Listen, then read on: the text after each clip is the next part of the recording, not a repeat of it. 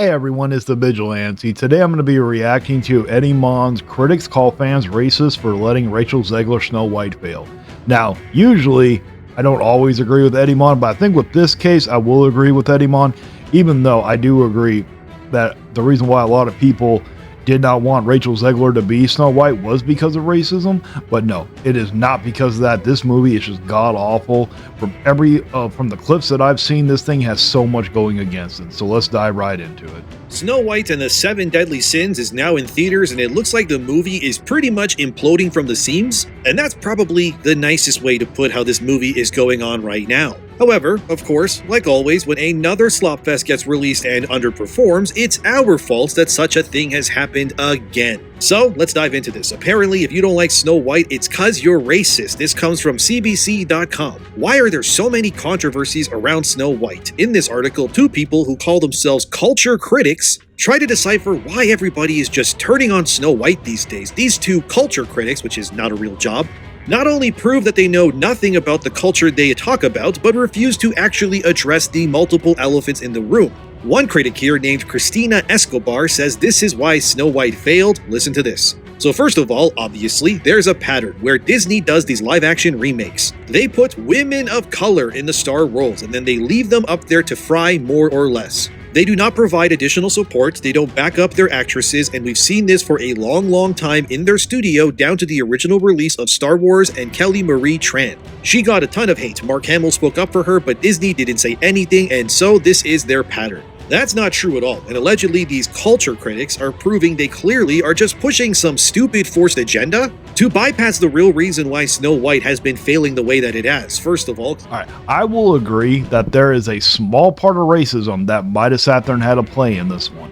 Now, it is true, the reason why people did not want Rachel Zegler before any of the trailers even came out, before we knew how much of an abomination it was going to be, people were throwing a fit. Now, when the trailers released, it just made it even worse. You had horrible CGI, you had horrible writing, and you turned a beloved classic like Snow White that so many people grew up loving, and you turned it into a woke girl boss bullshit movie. None of us wanted it.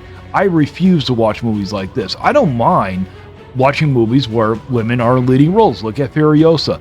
That was an amazing movie. You can go back in video games. There have been lead females in video games that I've loved. I actually enjoy Assassin's Creed Shadows. We know Eddie Mon don't like Assassin's Creed Shadows, but I actually enjoy the Japanese female. She's a woman of color. Claiming that people don't want to see people of color in things is, well, stupid. There have been people of color in movies since well before any of us were born. This whole shtick that people don't want to see a black woman or a Spanish lady, let's just call it what it is. It's cope. It has everything to do with how these actors treat their audiences and how they respect their roles. The reality when it comes to Snow White is that they've done none of that here with this movie. We already know that she's called Snow White because she now survives a snowstorm. Like, okay, I live in Canada. I survive snowstorms all the time here, yet nobody congratulates me about it. Secondly, and this is obvious to anyone who's been following Snow White as a story for a while now, it's clearly Rachel Skinwalker Zegler's fault as to why this movie has been failing the way that it has. She's been openly attacking well over half of the United States with her comments for years now.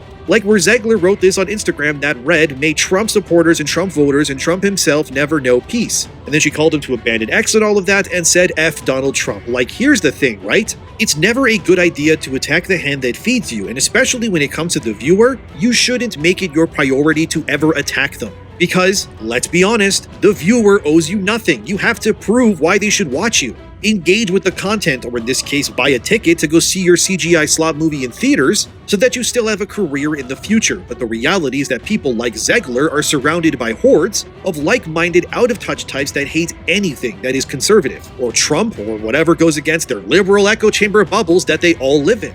I'm not going to get into the whole politics when it comes to the Trump thing. That's not what my channel's about.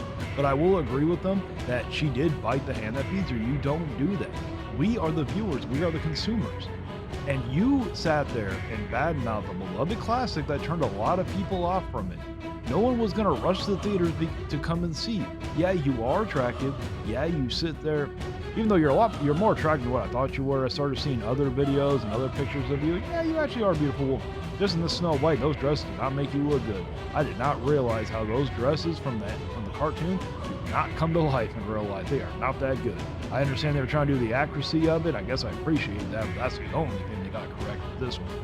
But even if Rachel Zegler did not act the way she acted, this movie would have still been a flop. Okay? The person, I can't never pronounce her name, but the one who plays the queen, she can't act. Oh my God, was that trailer show. They didn't even sit there and do the trailer correctly, trying to hide that she can't even act.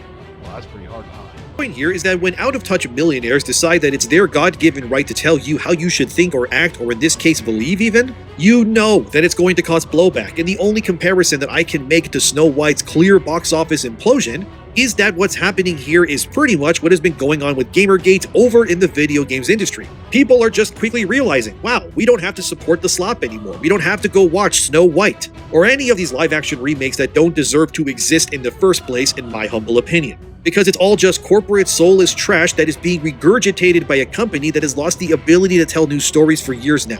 And if you just need one comparison on how to at least treat your fans when it comes to these remakes versus how not to, just go look at the Lilo and Stitch remake and then compare it to Snow White. Although I will still not see any of these movies in theaters because I just refuse to, I will admit at least that Stitch, he looks cute as hell. He's got that kind of vacant stare where you can tell there's a brain in there, but there's not much happening at all. He's sort of a little R to the target, if you will, kind of guy, but you know that's kind of what makes him charming. Like, he is cute, I gotta admit. And when I look at Lilo and Stitch, which stars an actual child as Lilo, it's obvious that this movie is not meant to be taken seriously at all. It's about as kids movie as a kids movie can get these days, and looking at the reception to that trailer, Lilo and Stitch is just going to make $1 billion easily. But why is that going to do likely well when Snow White is gonna bomb? Probably because the kid who plays Lilo, thankfully, knows nothing about politics, or I hope not, or the real world yet, I also hope not, and is just an innocent little kid. I mean, that would definitely help everything. I'm pretty sure we're not gonna see little real-life Lilo actor girl grabbing her phone and saying, Alright, you're going way too much in the politics. You're focusing way too much on there, Eddie, man.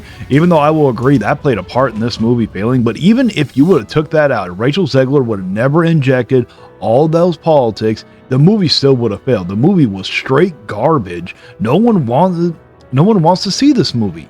The way that they sat there and took a beloved classic like Snow White, twisted it and turned it into that woke girl boss mentality, that wasn't Rachel Zegler. No matter how much we can hate on Rachel Zegler, she does not have the power to write this story. That was Disney. Disney chose to sit there and do that. And that is the biggest reason why this movie is going to be a flop.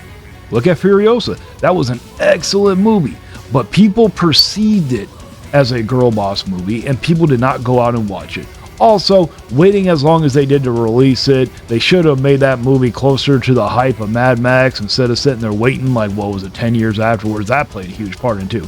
But I will sit there and say, Lilo and Stitch does look cute. I love Stitch. I'm going to sit there and go and watch this. Me and the wife are going to go watch that movie. Well, that's it for my reaction. Let me know down in the comments if you agree with me or not. I will sit there and link the guy's channel. If you choose to check him out, let him know I sent you. Do not send any hate whatsoever. But until next time, stay vigilant.